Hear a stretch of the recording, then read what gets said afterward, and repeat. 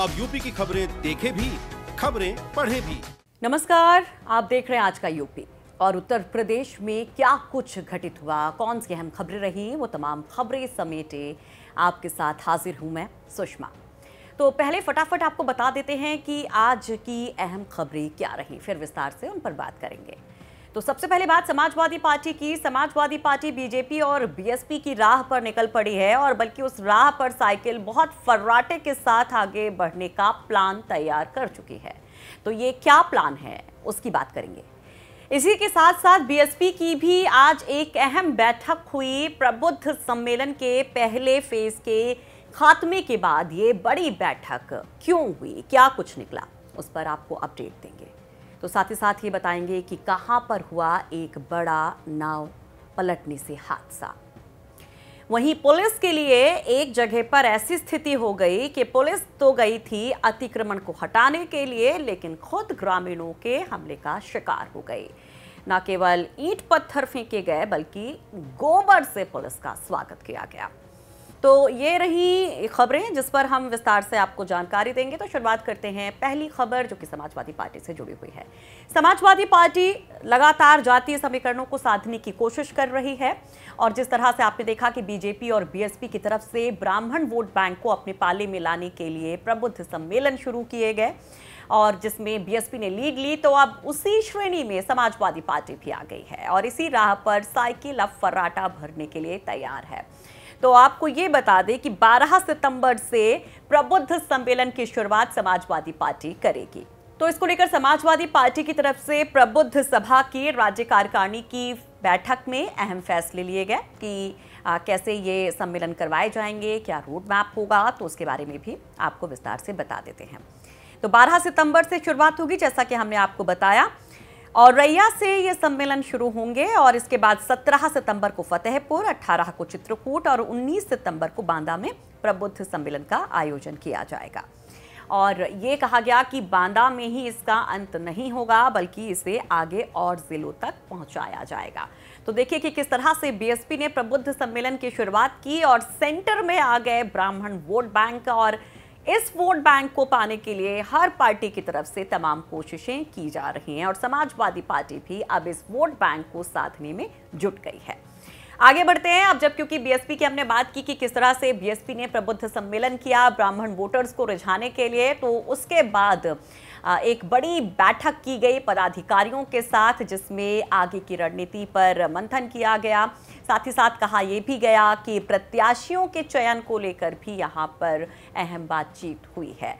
तो यहाँ party coordinators समेत तमाम जो पदाधिकारी थे वो पहुंचे थे। करीब 150 पदाधिकारियों को यहाँ पर बुलाया गया था, और उनके साथ राय मशवरा किया गया कि आगे क्या रणनीति पार्टी की होनी चाहिए। इसके साथ साथ पोलिंग बूथ पर पार्टी को किस तरह से मजबूत किया जाए, यानी कि जो बूथ लेवल पर संगठन की मजबूती है, उसको लेकर भी चर्चा की गई है। मायावती ने खास निर्देश भी इन पदाधिकारियों को दिए हैं कि ज्यादा से ज्यादा संख्या में लोगों को वो जोड़ें, बूथ स्तर पर पार्टी को मजबूत करें। तो साथ ही साथ पार्टी की तरफ से जो तमाम कार्यक्रम चलाए जा रहे हैं, उनकी भी समीक्षा की गई। इसके पहले आपने देखा था कि किस तरह से प्रबुद्ध सम्मेलन का जो पहला फेज था, जब वो खत्म हुआ तो एक भव्य आयोजन लखनऊ में किया गया, जिसमें मायावती ने कई सारी बातें कही थी, कई सारी खास तस्वीरें निकल कर आई थी, जिसके बाद ये कहा गया कि ब्राह्मणों के जरिए सॉफ्ट हिंदुत्व की राह पर मायावती चल चुकी हैं। अब कैंडिडेट्स का सिलेक्शन कैसे होता है, और जो ये कहा गया था कि हर विधानसभा में 1000 ब्राह्मण वोटर्स को जोड़ना होगा, कार्यकर्ताओं को जोड़ना होगा, उसको लेकर आगे क्या रणनीति है, वो बहुत महत्वपूर्ण हो जाता है, और इस लिहाज से ये बैठक काफी खास हो जाती है। अगली खबर का रुख करते हैं। एक दर्दनाक हादसा हुआ है मिर्जापुर के विंध्यवासिनी धाम में। यहाँ पर कुछ लोग दर्शन करने के लिए पहुंचे थे मां विंध्यवासिनी के, और नाव पर सवार थे 12 लोग। अचानक से हादसा होता है, नाव पलट जाती है, और इस हादसे में 6 लोग लापता बताए जा रहे हैं। लापता लोगों में 3 महिलाएं और 3 बच्चे बताए जा रहे हैं। तो आपको ये बता दें कि इस साल की शुरुआत में भी एक ऐसा ही दर्दनाक हादसा विंध्याचल में हुआ था, जब नाव पलटी थी और उस पर भी करीब 1 दर्जन लोग सवार थे, और रामगया घाट पर यह हादसा हुआ था। नाव पर ज़्यादातर महिलाएं और लड़कियां सवार थीं जो नदी पार सब्जी तोड़ने गई थीं। एक बार फिर से जब ये हादसा हुआ है तो वहां पर मातम पसरा हुआ है और जो लोग लापता हैं उनको खोजने की कोशिश की जा रही है। चलिए अब रुक करते अगली खबर का। वाराणसी की खबर, जहां पर पुलिस काफी ज्यादा असमंजस में नजर आई। दरअसल यहां पर पंचायत के लिए जो जमीन थी उस पर कुछ लोगों ने अवैध कब्जा कर लिया था और इसी को लेकर राजस्व विभाग की टीम पुलिस की टीम के साथ उस कब्जे को हटवाने के लिए पहुंची थी। लेकिन हुआ ये कि वहां पर जो ग्रामीण थे उन्होंने पुलिस टीम पर हमला कर दिया। लाठी डंडे चले, ईंट पत्थर फेंके गए और जिसके हाथ जो आया उसने उसी से पुलिस पर हमला कर दिया। यहां तक कि महिलाओं ने गोबर भी फेंका पुलिस वालों पर। तो पुलिस और महिलाओं के बीच हुए इस विवाद का वीडियो अब सामने आया है, जिसमें महिलाएं पुलिस पर गोबर से हमला करते हुए आपको दिखाई दे रही होंगी। तो ये पूरा मामला जो आप तस्वीरें देख रहे हैं, ये वाराणसी के लोहता थाना क्षेत्र के घमहापुर गांव का है। पुलिस और ग्रामीणों के बीच में काफी देर तक यहाँ पर ऐसे ही हंगामा चलता रहा, जिस पर पुलिस काबू पाने की पूरी कोशिश करती नजर आई। हालांकि 22 लोगों के खिलाफ यहाँ मामला दर्ज किया गया है।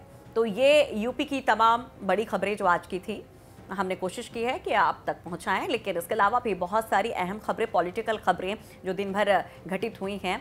कौन किससे मिला, क्या कुछ हुआ, किसने क्या बयानबाजी की, किसके सम्मेलन में या किसी के कार्यक्रम में क्या कुछ हुआ, वो हमारी कोशिश होती है कि हम आप तक पहुंचाएं, आपको वो तमाम तस्वीरें दिखाएं। और न केवल वो तस्वीरें दिखाएं बल्कि उन खबरों के बारे में विस्तार से जानकारी दें जो आप पढ़ सकें।